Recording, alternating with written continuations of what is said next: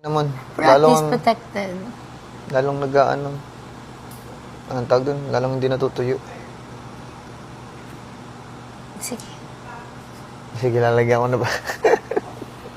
Hello guys, PBB ganap. JM, may pahiwatig ka Jazz na aalis na ito bukas. Nagkaroon nga ng pagkakataon na mag-usap-usap si JM at Jazz at di mawala sa kanilang isipan ang eviction night bukas. Dahil si JM at Jazz nga ay nangangambang ma-evict bukas dahil isa si Colette sa pinakamalakas pagdating sa botohan. Ilang beses na nga na-nominate si Colette pero parati itong nasi-save. Kaya naman ganun na lang ang alala ni JM at Jazz dahil baka isa sa kanila ang mawala. Kaya sinulit na nila ang oras nila kanina na magpahayag sa kanilang nararamdaman. Naawa nga si JM dahil parang stress na si Jazz kakaisip kaya't pinasandal niya ito sa kanyang legs.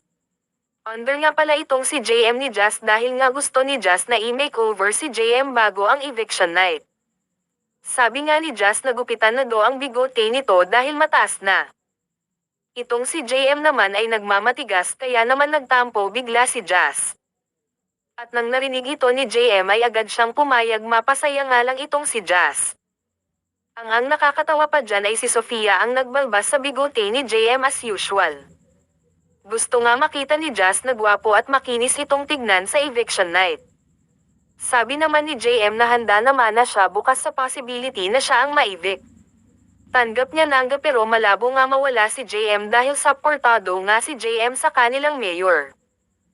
Nagpahayag at nagpost nga ang kanilang LGU na nag-donate ito ng 200,000 pesos para i-save si JM sa botohan. Kaya naman baka isa kay Jazz or Colette ang maalanganan bukas. Sino kaya sa tingin nyo ang mawawala bukas?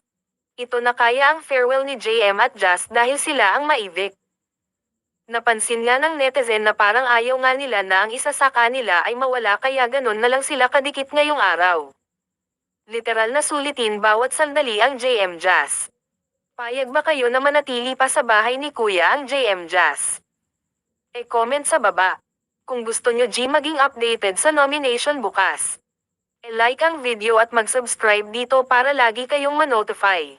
Yun lang, salamat.